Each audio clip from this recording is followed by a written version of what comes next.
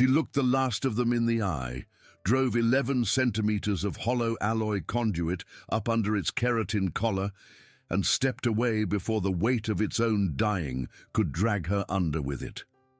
Blood, black as engine sump, hissed on the frost. It was the second dawn of the exam. She had been awake for 40 of the last 48 hours, and she moved like a woman finishing a shift she had already worked 100 times before. Her name, if the translator would take it, was Faye Oakes. 31 years old, shift supervisor, tunneling 300 meters under the ice of a place the translator had refused to render. She had signed her name to the Tharak Sovereignty's Deathworld qualifying exam because a form had asked her whether she wanted to, and because the academy had a bed with a real blanket on it, and because 2 years earlier her brother had died in a tunnel collapse and she had wanted to do something. In the 90 years the exam had run, 43 cadets had died in it. Faye Oakes had slept through most of the briefing. The air in the pre-exam hall, 60 hours earlier, had smelled of ozone, warm alloy, and the faint copper of 48 nervous bodies packed too tight. Praetor Examiner Veth of the Tharak Sovereignty stood at the podium and read the mortality statistics in the flat, careful voice of a bureaucrat who wanted the numbers to do the work for him. His 4 eyes, arranged in the vertical band Tharak physiognomy preferred, moved across the hall in a slow, disciplined sweep. 47 cadets sat rigid in the tiered benches, Girathi with their long, 4-jointed arms folded across their chests. 2 Meleth, still and grey and patient, with the thin gill slits along their throats fluttering in the recycled air. A pair of Osirene from the crustal worlds, plated and low, their translators fixed to their thoracic vents. A young Tharak in the 3rd row was already sweating, which for Tharak physiology involved a slick sheen along the mid-lateral crest and was, culturally, humiliating. They were listening the way soldiers listen when someone is reading them the names of their dead in advance. In the back row, the human was asleep. She had come in at the last possible moment, ducked under the doorframe the way people from low-ceilinged places did without thinking about it, taken the seat farthest from the podium, and sat down.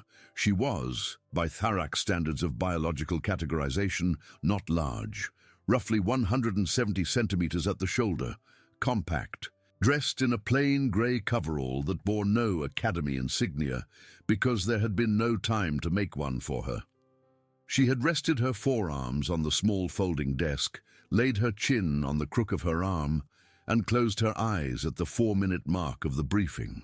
Her breathing had slowed within the minute, somewhere between the enumeration of the Karath Waste's catalogued predators and the ambient toxin threshold.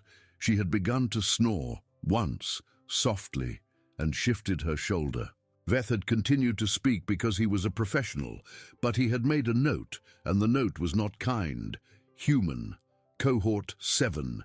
Registration flagged as anomaly by the intake terminal. Occupation, shift supervisor, tunneling, Barrow Extraction Collective. Application signed and stamped, no explanatory attachment. Bone density flagged on medical intake. Blood work flagged on medical intake.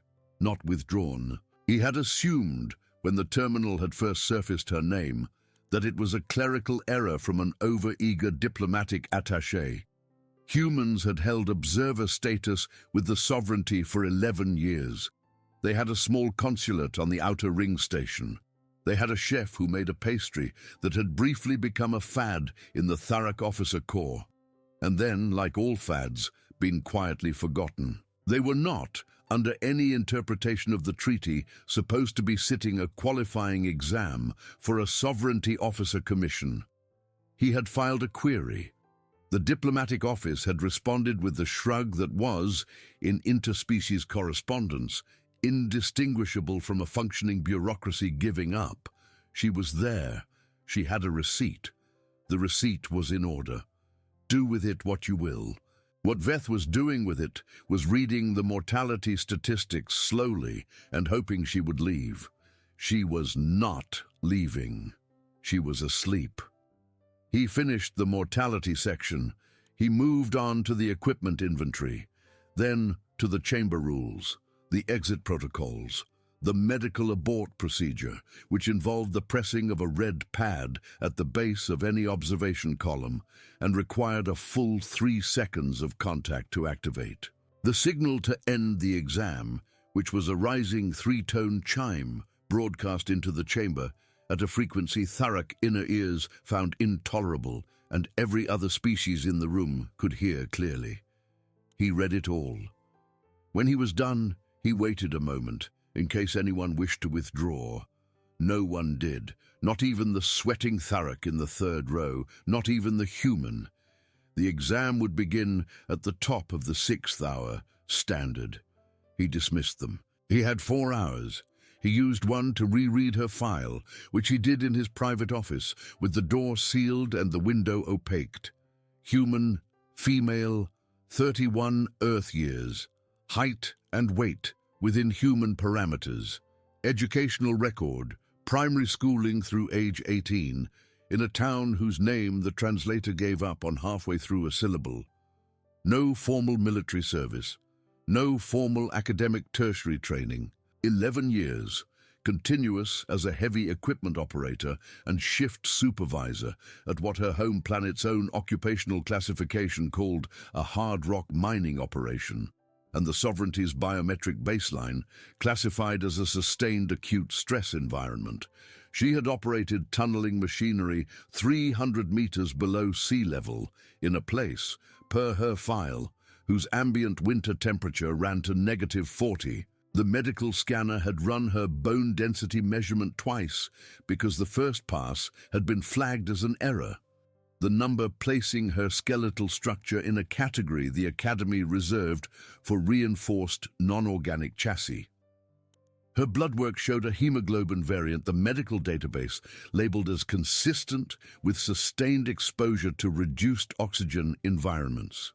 Her cardiovascular readings were in the 10th percentile of human parameters for resting heart rate, which meant nothing except that she was, in human terms, calm. Under reason for application, she had written 4 words, wanted to do something. Veth read those 4 words several times. He read them once out loud, in the privacy of his office, to see whether they gained meaning in the air. They did not. He closed the file. He filed it under low priority. He made himself a cup of stimulant tea in the small alcove behind his desk. He drank the tea. He watched the countdown to the exam tick down through its final hour. At the 58-minute mark, the internal chamber report came in. Veth read it once. He set it down.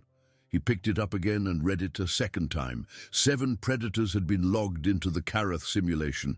The Karath simulation, as designed and as briefed to the cadets, contained 6 catalogued specimens, -2 mothballed variants held in stasis for the winter cycle, -1 specimen removed from the roster last quarter after it had killed a maintenance technician during a cleaning error. 3. The exam ran with 3. It had always run with 3. 7 had been logged. He pulled the access record. 4 of the 7 were tagged with no habitat notes. The tagging protocol required a source ecosystem entry, and these 4 had none. The entries had been made 48 hours earlier, in a single batch, using a sovereignty-credentialed access key belonging to a junior logistics officer named Takarak Seln, 3rd class, assigned to the exam preparation subcommittee. Veth pinged Takarak Seln. He received an automated response indicating that the officer was on medical leave. He pinged the medical office. The medical office responded after a moment with an unhappy tone. Takarak Seln had been found at his workstation that morning. There had been a cauterized wound in his side. He had no memory of the last 2 days. The wound had been made by a plasma cutter set to a low burn radius, and it had been closed by the same instrument with what the attending medic had described as remarkable precision. Takarak Seln was sedated. Interviews were not currently possible. Veth read this. He read it a second time. He walked very deliberately to the observation deck, and he stood at the transparent wall that overlooked the sealed chamber, and he watched the biome cycle through its warm-up sequence. The chamber ran through its temperature drop. The night cycle stabilized at -32. The wind machines started their low grinding. In the thermal overlay, 7 yellow icons moved slowly through the terrain map. 4 of them had no name. He flagged the anomaly. He flagged it to the Security Review Board. He flagged it in the highest priority tier available to him. The Security Review Board convened by remote in 19 minutes. They reviewed his flag. They noted the 7 versus 3 discrepancy. They noted the Takarak Seln access log. They noted the timing. They said it was probably a calibration error. Veth said, "The wound on Seln's side." The chairperson of the review board, a senior Tharak whose voice through the audio channel sounded tired, the way only senior bureaucrats sound tired, said, "Calibration errors do not historically correlate with plasma-cut torso injuries in logistics offices, but the logs are what the logs are. The scan of the additional 4 indicates they are Karath native. They are within the biome's tolerance envelope. The exam will proceed. We will investigate after." Veth said, "The exam will proceed with 7 apex predators in a chamber calibrated for 3. The chairperson said, "The exam will proceed." Veth did not push back. Later, he would replay this moment in his mind with the meticulous forensic contempt of a man reviewing his own failure. In the moment, however, he did what he had been trained to do, which was to say, "Understood, honored chair," and end the call, and return to the observation window and watch the biome finish its warm-up while 48 cadets filed through the airlock and took their positions at the entry ring. The human was among them. She was carrying a standard-issue emergency ration pack, which she had strapped low on her hips with the extra webbing looped twice. She was wearing her issued cold weather layer, hood down, gloves tucked in her belt. She had a look on her face that Veth would later, when he had watched more human faces, learn to identify as the specific human expression of a person who was cold and did not particularly wish to be somewhere, but had decided to be there anyway. The chamber doors sealed at 0600 standard. By hour 3, 2 Gyrathi cadets were dead. The first had died fast. She had gone forward to test the terrain, the way Gyrathi field doctrine taught, and one of the unlisted predators had come out of a scree slope behind her at a speed the catalogue had never recorded for a Karath native apex. It had taken her at the base of the neck, where Gyrathi anatomy pinched narrow, and it had shaken her once. She had not made a sound. The second Gyrathi had gone forward to recover her and had been taken at the ankle in a motion so fast the observation deck's slow-frame replay showed only the terrain shifting and then the cadet being pulled backward through the scree and out of view. The rest of the cohort had done what cohorts do when confronted with the sudden failure of doctrine. They had fragmented. They had scattered back toward the north wall of the first biome zone. They had regrouped in 3 defensive clusters. 2 of the clusters had established watch rotations. The third had begun a sustained low argument about the terms of the exam. The Osirine had folded down onto their plated bellies and gone very still. The Tharak cadet who had sweated in the briefing was, by hour 3, no longer sweating, and had become dangerously calm, in the way that Tharak physiology went calm right before it broke. Veth had counted 45 candidates alive, 2 dead in hour 3. The math of 43 historical deaths across 90 years had felt suddenly like a pattern rather than a statistic. He had lost the human on the board. Her thermal signature had disappeared into a drainage culvert in the second biome zone. He had assumed the worst, made a mark in the log, and pinged the medical retrieval channel to have her body flagged for extraction after the exam. Then, 40 minutes later, he had found her again. She had not been dead in the culvert. She had been lying flat in it, hands folded across her chest, breathing so slowly that the thermal sensor had at first read her as ambient. She had climbed out. She had brushed frost off her sleeves. She had walked without hurrying to the edge of the ridge that overlooked the first biome zone. She had found a burst service panel with a length of alloy conduit hanging from it, about 90 centimeters long, hollow, one end sheared and rough. She had wrapped both her hands around it, and she had crouched at the edge of the first predator's patrol radius, and she had watched it for 40 minutes without moving. The predator was a HFY, Sovereignty Catalog designation, massing roughly 600 kilograms at native gravity, armored across the back, shoulders and skull in layered keratin plate that shed plasma burns and dulled all but the heaviest projectile calibers. The catalog listed it as ambush preferred, patrol tolerant, gait rotational, kill mode collar and shake. It moved on 6 legs, 3 and 3, and it turned in a wide circle around a scrap of scree it had marked as its territory. It had, in the 90 years the exam had run, killed 7 cadets. Faye Oaks watched it walk its circle, once, twice, 6 times. She counted, Veth would later realize, its cadence. The way a mechanic counts the beat of an engine that is running slightly wrong. At the 7th circle, she moved, not up, down. She lay flat on her belly on the frozen scree at the edge of the culvert, conduit gripped in both hands and braced along her forearms, and she made a low sound that the audio pickup barely registered. A click of tongue against teeth, small and dry.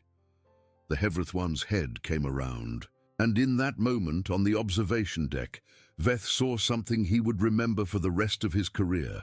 The sleep in the human's face was gone. The tiredness was gone. The small, hunched, indifferent creature who had snored through his briefing was gone. What lay flat in the frost with a length of alloy conduit gripped in both hands was something else entirely. It was not a predator by size or by claw. It was a predator by decision. It had chosen to become one, and it had chosen only a moment before, and the choice had come down over its face like a lid closing on a box. She had put herself at the shortest possible distance from its expected line of attack, and she had put herself below the geometry its species had evolved to strike. An adult human, prone, was approximately 40 centimeters at the shoulder. The HFY's collar and shake strike, refined across 500,000 years on the Kareth savannas, was calibrated for prey that stood upright and tried to run. Prey that lay flat and did not move had never existed in its evolutionary history. The HFY lunged. Veth's hand went to the emergency abort toggle. The lunge passed over her. For a fraction of a second, the observation deck saw only the mass of the predator, suspended in mid-strike, 3 limbs off the ground, its underbelly exposed and its collar plate rotated forward as its jaws opened, and beneath it a small grey coverall pressed flat to the frost. Then the coverall moved. Both of Faye Oaks's arms rotated in a single motion, elbows locked, torso pivoting on her hips, and the 90-centimeter length of hollow alloy conduit went up into the 2-centimeter seam where the HFY's collar plate met the base of its skull. The conduit went in 11 centimeters. The HFY went down, not backward, not sideways, straight down, weight collapsing on the leg that had launched its lunge, jaws snapping once, twice on air. Its blood came out fast and dark. Faye Oaks rolled out from under it before the mass could pin her, planted a boot on its rib, and pulled the conduit free with a wet, sucking motion and stepped back. She looked at the dead thing for a moment. She wiped the conduit on its shoulder plate. She did not smile. She did not celebrate. She checked her hood, adjusted the strap on her ration pack, and began, at the same walking pace she had used all day, to move toward the ridge that led to the second biome zone. On the observation deck, Veth realized his hand was still on the abort toggle. He removed it carefully and set his palm flat on the console instead, and he watched the human walk away from the first dead HFY in the 90-year history of the Karath exam. The hall behind him had gone completely silent.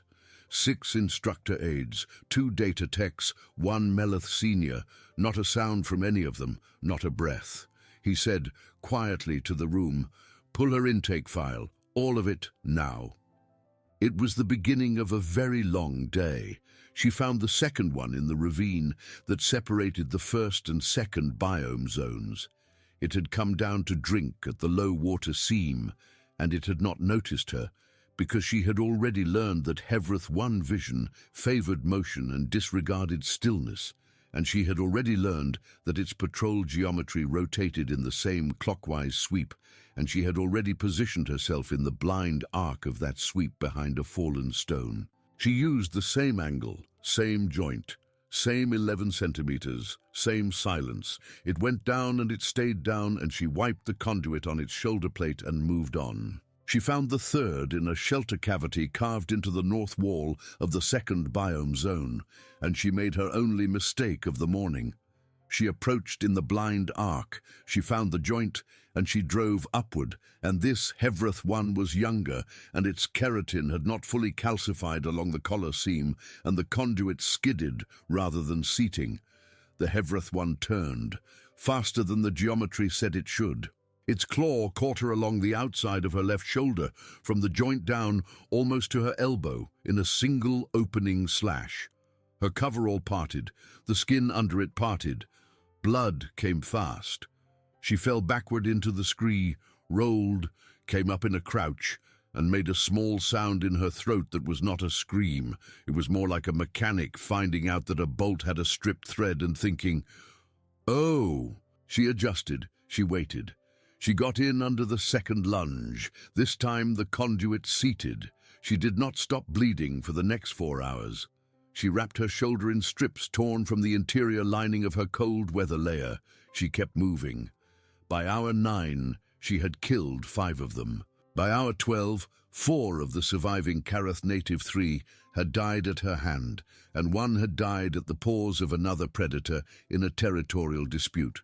She had, per the observation deck footage, engineered by leading one to the edge of another's marked scrape and then withdrawing behind a ridge. The 3 unlisted predators, the ones with no habitat tags, were still on the board. She had not yet encountered them. Neither, she suspected, had anyone else. She was, at hour 12, the only cadet in the second biome zone. The rest of the cohort was still clustered against the north wall of the first zone. They had, in her absence, managed to hold their position with the discipline of trained cadets, holding a defensible line against known catalogue specimens. They had also, in her absence, lost 4 more of their number, including the sweating Tharak, who had waited for a lull in the perimeter watch and had walked out into the frost, and who had not returned. The observation deck had not seen him die.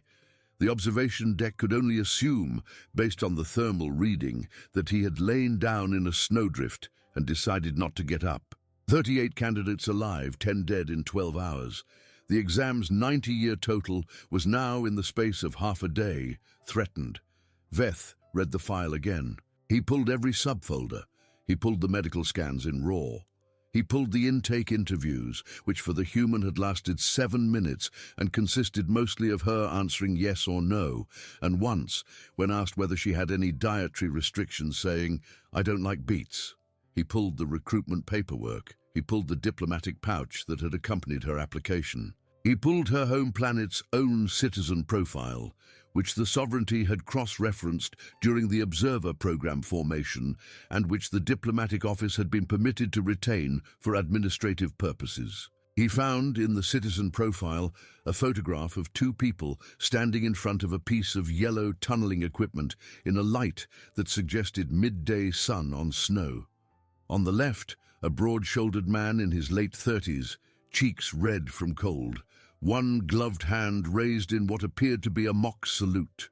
On the right, a woman with the same jawline, hood down, hair pulled back, laughing at something the man had just said. The caption, in the human's home planet script and translated into sovereignty standard beneath, read, Dale and Faye Oaks, tunneling face C -31 degrees, spring shift, first thaw.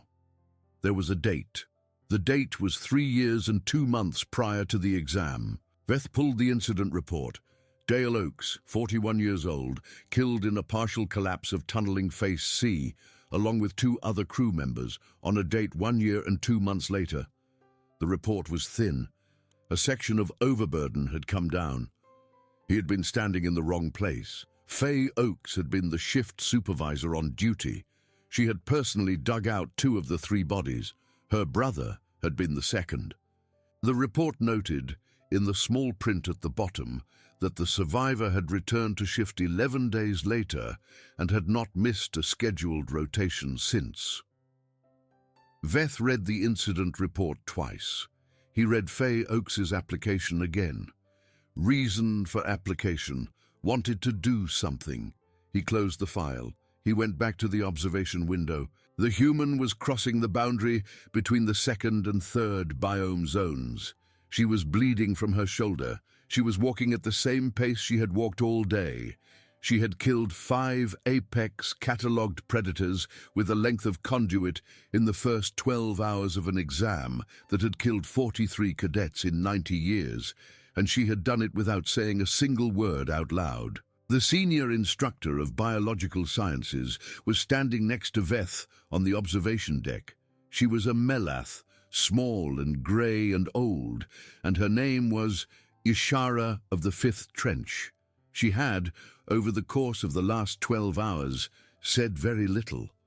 Now, she said in her small, clicking voice, Praetor, explain to me why the human is not dead. Veth said, I am attempting to. Attempt out loud. Veth took a breath. He knew Ishara. She was old enough that she remembered the founding of the exam, and she was Melath enough that she did not permit vagueness. He assembled his notes.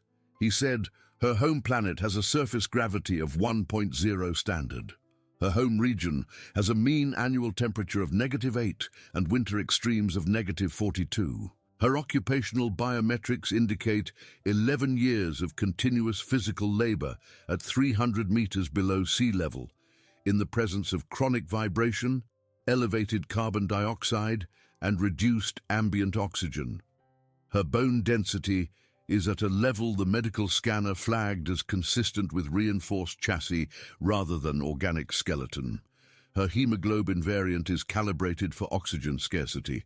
Her resting heart rate is in the 10th percentile of human parameters, which for her species indicates a cardiovascular system trained for sustained exertion.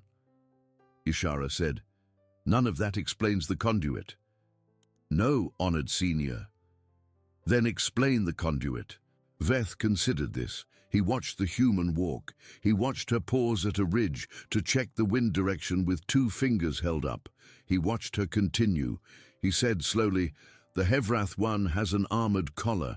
The seam between the collar plate and the base of the skull is approximately 2 centimeters wide.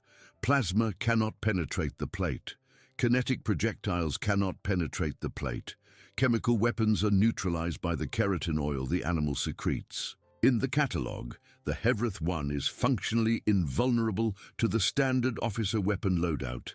The exam, historically, expects cadets to avoid it or to route it around defensive positions and outlast it.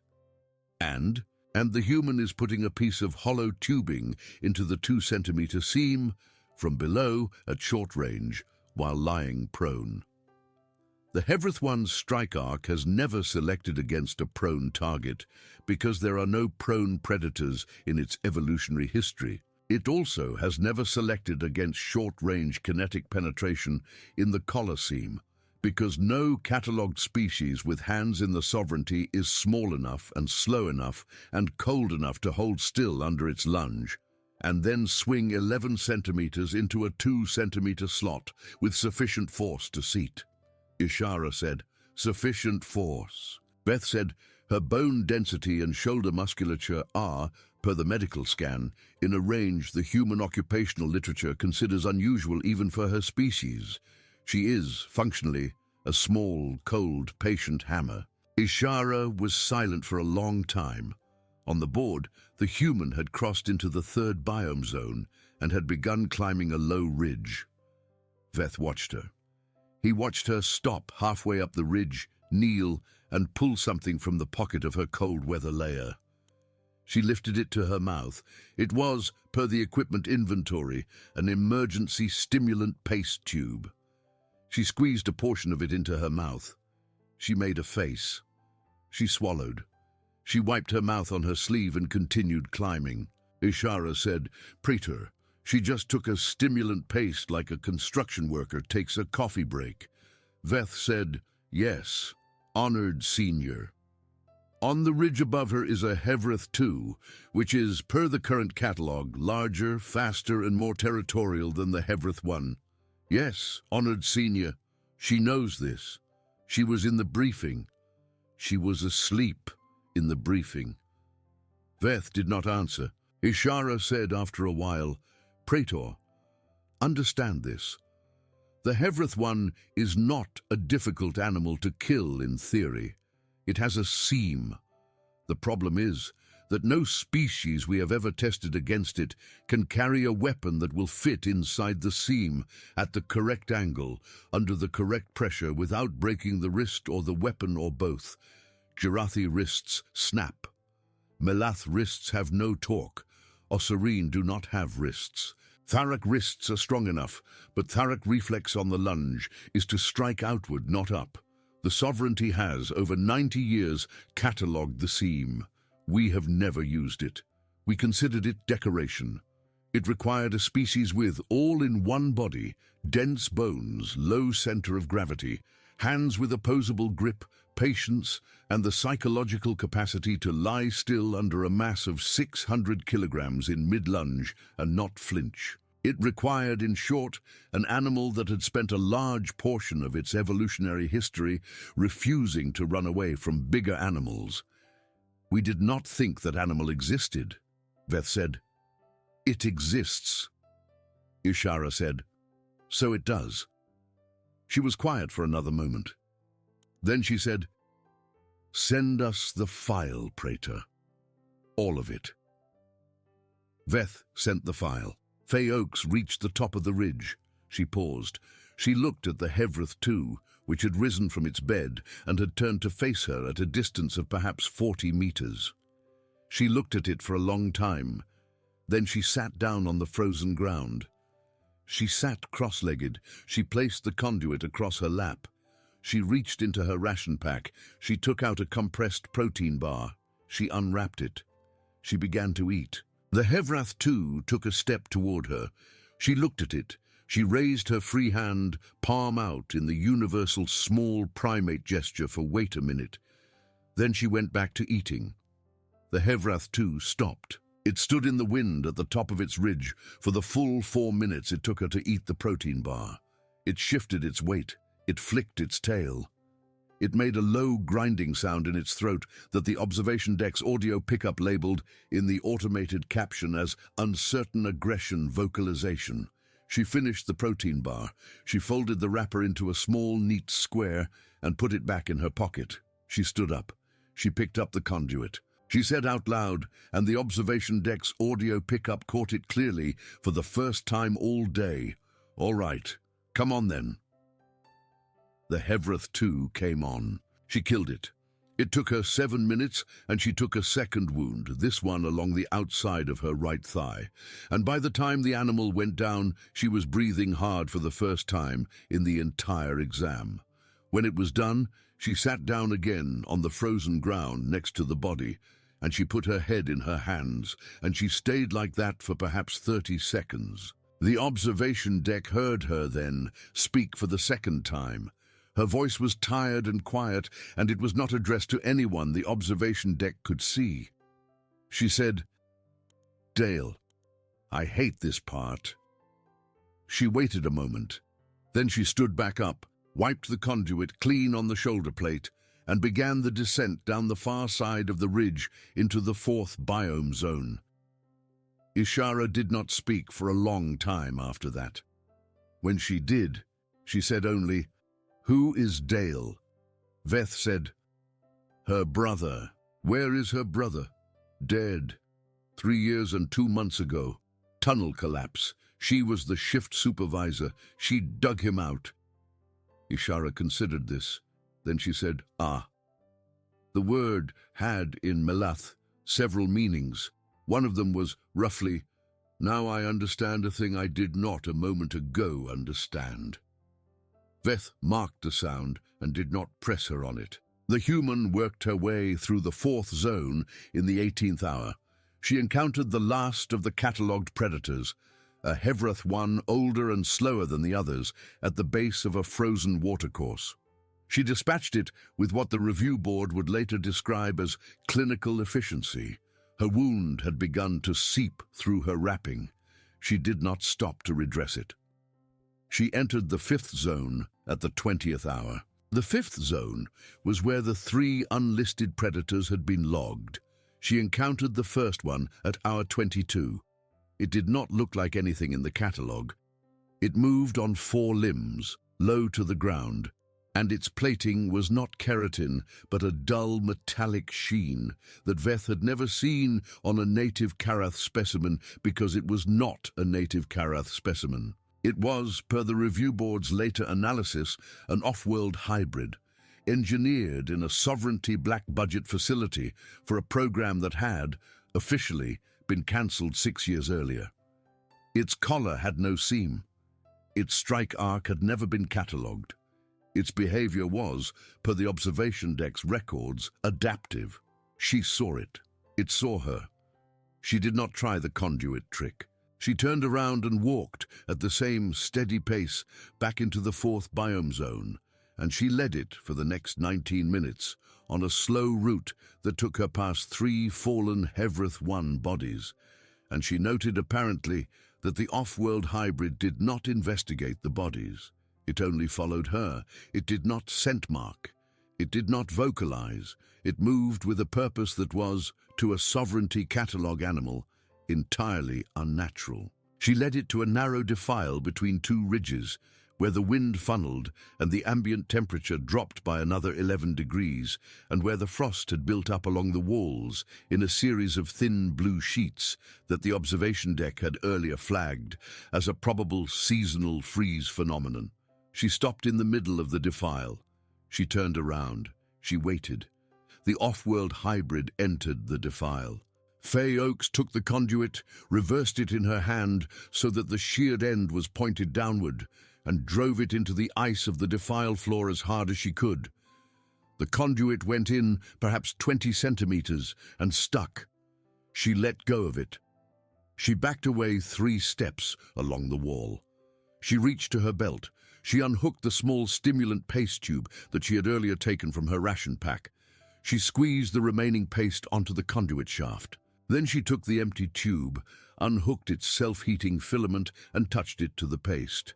Stimulant paste, the observation deck's chemistry index would later note, was not designed as an accelerant, but it contained a high fraction of concentrated glycol, and when heated in a confined space at -32 ambient, it produced a very brief, very bright flare of orange fire. The off-world hybrid, which had been engineered for adaptive threat response, but not for the specific class of stimulus known to human miners as throwing a lit rag at a coyote, recoiled.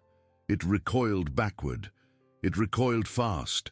Its back struck the frozen wall of the defile at a specific pressure and angle. The thin blue sheet of frost that had built up along the wall released. Approximately 3 tons of compacted seasonal ice came down on it. The observation deck went silent for a moment. Ishara said, "Praetor," Veth said. "Yes. Is that legal?" "It is not explicitly prohibited by the exam rules." "Nothing is explicitly prohibited by the exam rules. That is the point." "Yes, honored senior." The human, meanwhile, was calmly reclaiming her conduit from the ice, wiping the melted stimulant paste off it on the sleeve of her cold-weather layer, and moving on. She found the second unlisted predator in the 6th biome zone at hour 29, and she killed it in a manner that did not, in the review board's later description, bear detailed retelling, but which involved a length of frozen sinew, a suspended boulder, and what one of the reviewers called a physics problem that had no place in a sovereignty exam. She found the third at hour 34, at the edge of the 7th and final biome zone, and by then she was moving slower, and her shoulder had stopped bleeding only because it had begun to freeze at the surface, and she had been forced to break the crust twice to keep the arm mobile. She dispatched the third unlisted predator using a variation on the collar trick, and she took a third wound in the process, along the ribs on her right side. She sat down after that one for a full 4 minutes. When she stood back up, she did not move away from the body. She did the only thing the observation deck had recorded her doing all day that made Ishara of the 5th trench look away. She pulled the self-heating filament from her second stimulant paste tube. She set it, by the small dial on its base, to the highest burn it would give her. She lifted her cold weather layer above the wound along her ribs. She pressed the filament, glowing dull red, against the deepest tear in the meat there, and she held it there. She did not make a sound.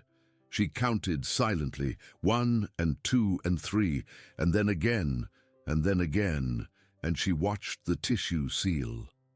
When the filament had cooled enough that it no longer smoked, she pulled it away. She lowered her cold weather layer.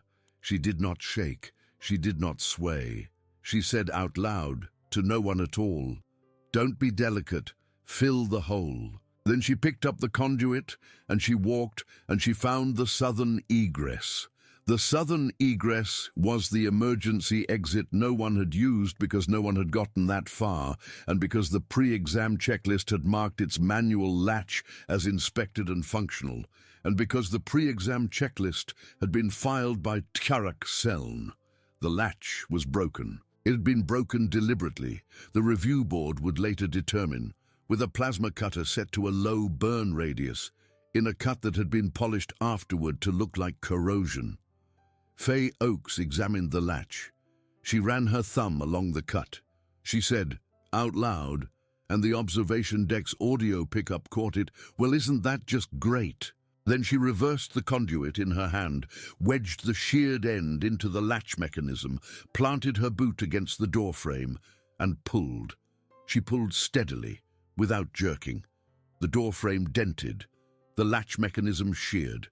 The door came open. She stood in the open doorway for a moment, cold air pouring out of the chamber past her into the corridor, and she took one long breath. Then she turned around, and she began the walk back through the 7 biome zones to collect the remaining 32 members of Cohort 7. She walked at the same pace she had walked all day. She stopped at each fallen predator to check it. She stopped once at the body of one of the Jarathi cadets to close its eyes, though its eyes were, by Jarathi anatomy, not the sort of thing that could easily be closed. She stopped twice to rewrap her shoulder with fresh strips torn from her cold weather layer, which was by now more strip than layer. She reached the north wall of the 1st biome zone at hour 39. The cluster of surviving cadets, 32 of them by now, watched her walk toward them out of the frost, with the expressions of creatures who had spent the last day and a half constructing a narrative in which a human woman had been eaten in the first hour of the exam and had now been forced to update their working model. The senior surviving cadet was a Jarathi, second to speak, whose name the translator gave us Celeste. She stood up. She raised her long, 4-jointed arms in the Jarathi gesture of formal address to a stranger. Faye Oakes said, "There's a door open. Follow me. Injured go in front. Anyone can't walk, I'll carry them." Celeste said, in the careful diplomatic sovereignty standard the Jarathi learned in academy, "You are wounded, honored human." Faye Oakes said, "I'm fine. Let's go." Celeste did not move. She said, "You have blood on you that is not yours. That's the ones that didn't make it. Come on. There are 7 predators in this chamber, honored human." "There were," Faye Oakes said. "There aren't now. The silence at the north wall was the deepest silence of the exam. It lasted perhaps a second and a half. The Giraffe's four-jointed arms did not move. The two Melath at the back of the cluster made small clicking sounds low in their throats. One of the Osirene, plated and slow, lifted its low, wide head off the frost and looked, for the first time in 18 hours, at something other than the ground in front of it. Celeste said, "All of them." Faye Oaks said, "All of them. There's a door, it's a walk, let's go." Celeste said, "Yes." She led them through the 7 biome zones. She stopped 4 times to lift cadets who had lost the ability to walk, once carrying an Osirene, plated and heavy, across her shoulders for 600 meters at -32. Twice she stopped to redress a cadet's wound with strips from her cold weather layer. Once she stopped to speak quietly to a Melath whose gills had begun to seize in the cold, and she held both of the Melath's small grey hands in hers until the gills started to move again, and she said, "You breathe on my count. In, hold, out, good. In, hold, out, good. Come on, that's it. Come on, honey, you got this." The Melath got this. She reached the southern egress with all 32 of them alive. She stood at the doorway, and she waved them through one at a time. She counted. She counted twice. Then, and only then, she stepped through the door herself, and she pulled it shut behind her. And she leaned her forehead against the corridor wall for perhaps 3 seconds. Then she said, to no one in particular, "I need to sit down for a minute." She sat down. She leaned her back against the wall. She closed her eyes. She did not open them again for 11 hours. The medical team reached her at hour 40. She was breathing slow and even. Her shoulder wound was serious. Her thigh wound was serious. The wound along her ribs was less serious, thanks to the self-cauterization, but had begun to show signs of the low-grade Karath atmosphere toxin absorption that the pre-exam briefing had specifically warned every non-resilient biology to avoid. The medical team stabilized her. They transported her to the Academy Infirmary. They ran her through the full biometric workup a second time, and the numbers came back the same. They put her in a bed. They put a real blanket on her, per her muttered request the moment she opened her eyes, and specifically not one of the thermal ones, because, per her further muttered explanation, they crinkled. The Security Review Board reconvened. Veth presented the access logs. He presented the 7 versus 3 manifest. He presented the wound on Takarak Seln's side, and the cut on the southern egress latch, and the metallurgical analysis of the 3 unlisted predators, which had returned as consistent with a black budget program that had, officially, been cancelled 6 years earlier. He presented a list of 4 names. 4 logistics officers who had accessed the exam chamber system in the prior week using credentials that should, per Sovereignty Security Protocol, have been strictly single-user. The 4 names belonged to a faction within the Sovereignty's own officer corps that had opposed the Human Observer Program for 11 years and had, per the diplomatic office's internal correspondence retrieved during the follow-up investigation, evidently decided that a mortality event during a qualifying exam would be a clean diplomatic solution. The chairperson of the Security Review Board did not this time call it a calibration error. He called it instead a treason. He used the specific sovereignty word for it, which was a word that carried an old weight and had not been spoken in an official review board meeting for 11 years. He called for the 4 names to be brought in. He called for the credentials to be locked. He called for Tkarak Seln's medical file to be re-examined by an independent medic. He called for the exam chamber's manifest system to be rebuilt from source. He called for a formal apology to be prepared for delivery to the human diplomatic mission. Then he adjourned the meeting. Veth walked out of the meeting room and along the corridor and into the infirmary wing. He passed the small alcove where Ishara of the 5th Trench was sitting on a low stool, drinking a cup of her preferred tea and reading the intake photograph of Dale and Faye Oakes, a tunneling face C in the light of the spring first thaw. She did not look up as he passed. She only said quietly, "The application said she wanted to do something." Veth said, "Yes, honoured senior." He entered the ward. Faye Oakes was awake. She was sitting up in the bed. She had at some point in the last hour been permitted a cup of the Academy's institutional coffee, which was known throughout the sovereignty to be uniquely bad. She was drinking it. Her shoulder was in a proper field dressing now, clean and dry. Her thigh was under a slow heel wrap. She had asked for and received her cold weather layer back, and she had folded it neatly and placed it on the chair next to her bed. And she had put on the loose Academy infirmary robe over her issued base layer. Veth sat down in the chair opposite the bed. He said, "You should know. It was not supposed to be that hard." Faye Oakes looked at him over the rim of the coffee cup. Her eyes were pale and very tired. She said, "I figured. There were 4 additional predators in the chamber.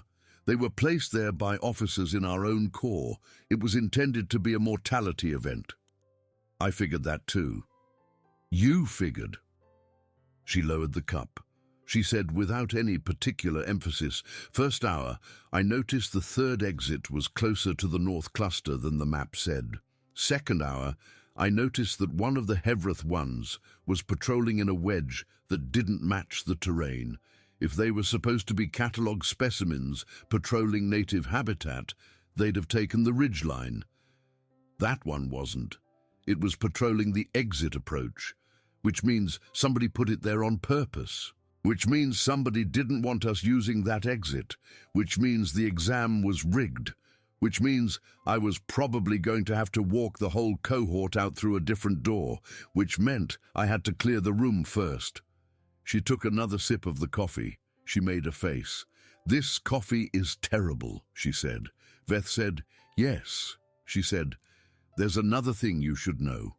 Tell me. That off-world one in the 5th zone, the metal one, it waited. Waited. It watched me from the ridge for 6 minutes before it came down. That's not a predator. Predators don't watch you calculate. They see the movement and they come. That thing was thinking about the terrain. It was thinking about which way I'd run.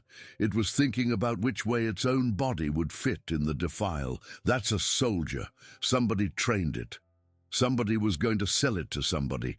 Whoever your 4 officers are, that's not the whole thing. That thing is a product. Products have customers. Find the customer." Veth was silent for a moment. He said, "Faye? That is the first useful investigative lead the Security Review Board has generated in 6 years.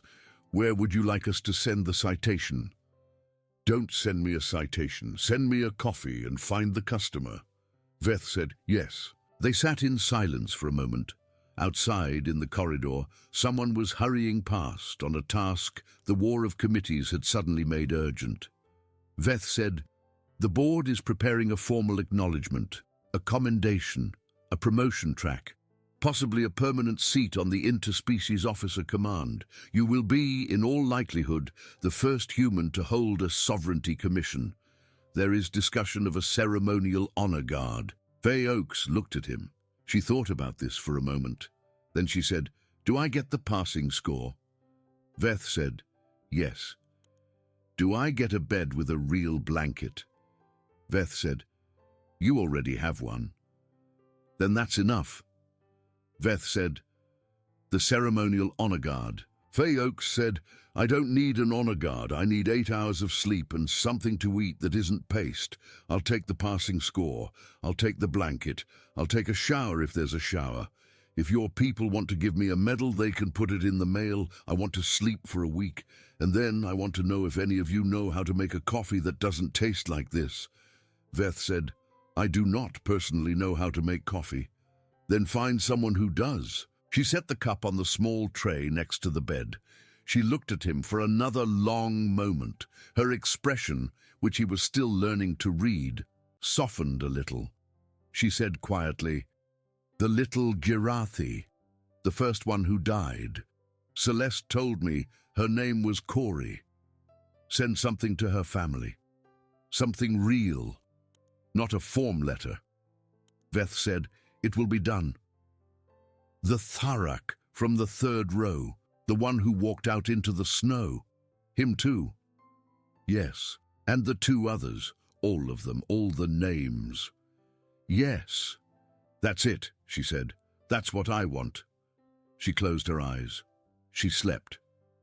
Veth sat with her for another few minutes because he found that he did not know how to leave the room. He watched the slow rise and fall of the blanket over her chest. He watched her breathing. It was the same slow, even breath she had used in the culvert in the second biome zone, at the top of the ridge, in the defile with the compacted ice. It was the same breath she used, he understood suddenly, all the time. She had one breath. She had brought it with her from a cold place under the ice of a planet she loved, and she had carried it into a chamber that had killed 43 cadets in 90 years, and it had not changed. He stood up quietly, and he went out into the corridor, and he closed the door behind him, and he walked all the way back to his office, where he sat down at his desk, and he opened her file on his console for the last time, and he read the 4-word reason for application again, and he stared at it for a long time, and then he closed the file, and he did not open it again. The commendation was drafted the following week. It named her the first human to pass the Deathworld qualification exam of the Tharak sovereignty.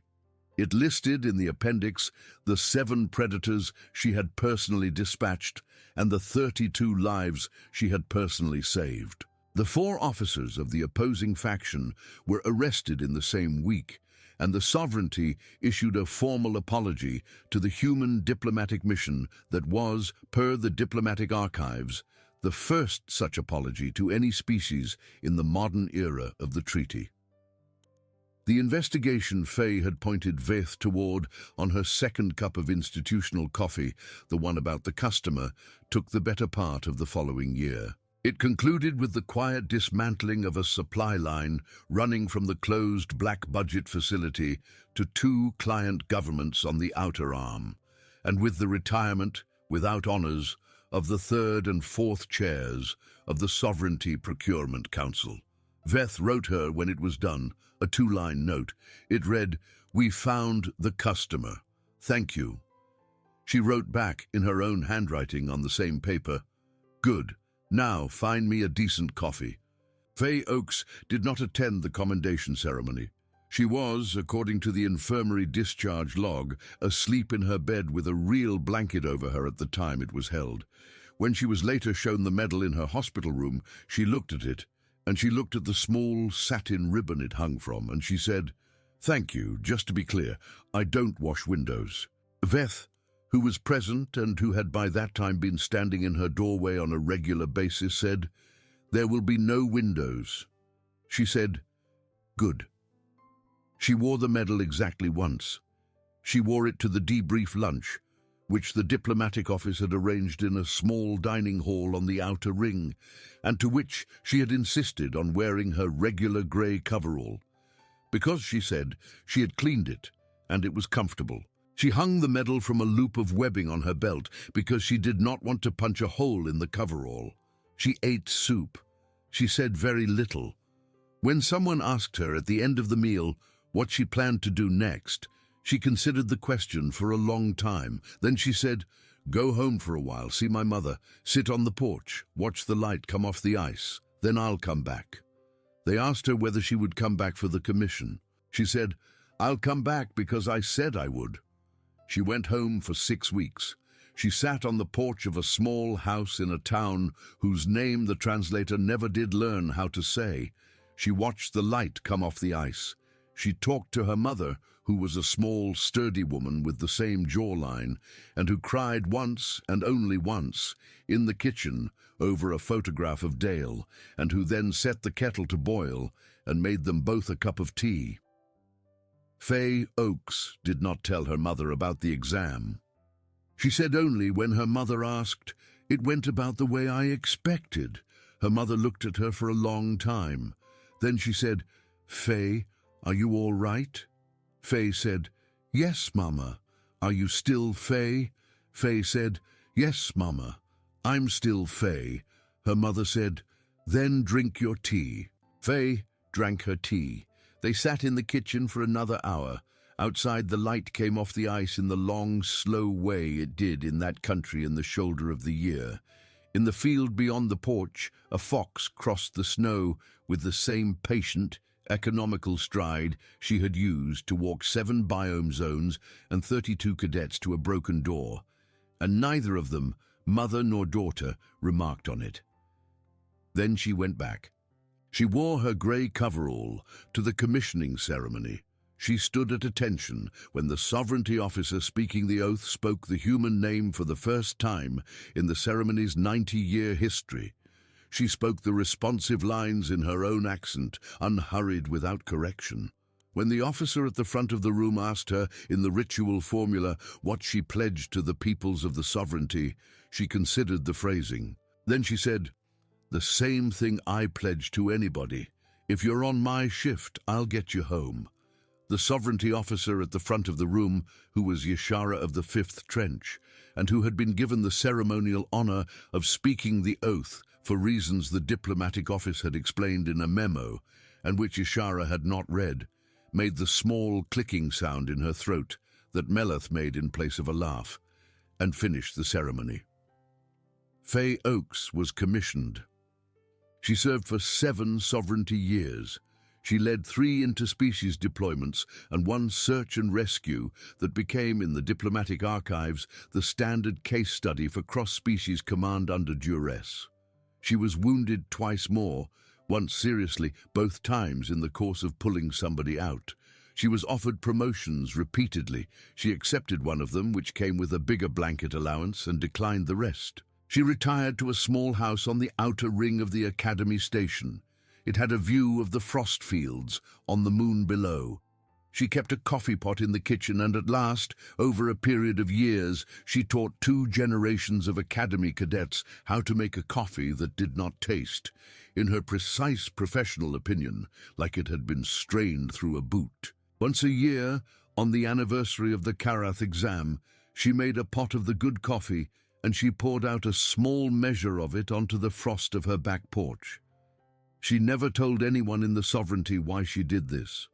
Ishara, who guessed, never asked. Yveth, who by then had been promoted to the seat vacated by the retiring chairperson of the Security Review Board, and who had, in the years since the Karath exam, learned the human names for most of the small doings of a human life, visited her on her porch on the outer ring once a month for as long as she lived there.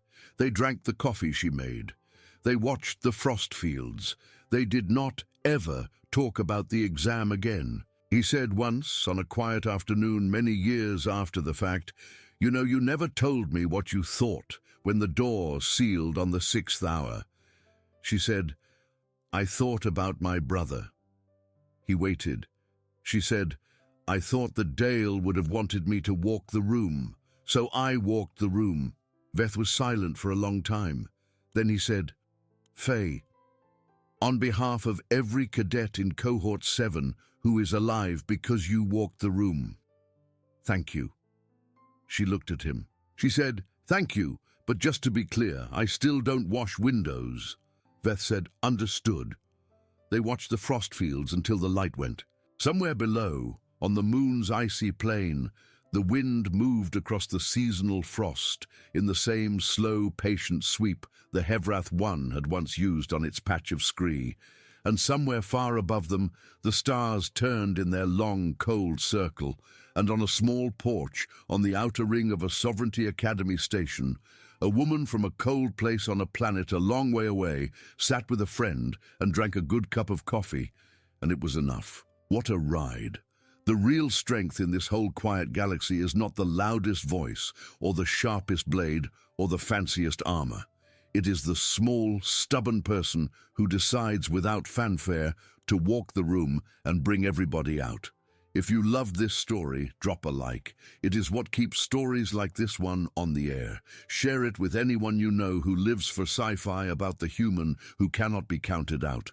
Subscribe and hit the bell so you do not miss the next HFY epic we drop. And tell me honestly in the comments, one or the other, no fence-sitting. Would you have followed Faye Oakes back through those 7 biome zones for the walkout? Or would you have taken her hand at the southern egress and asked her, please, for a ride home to Earth? Stay warm out there, keep looking at the stars.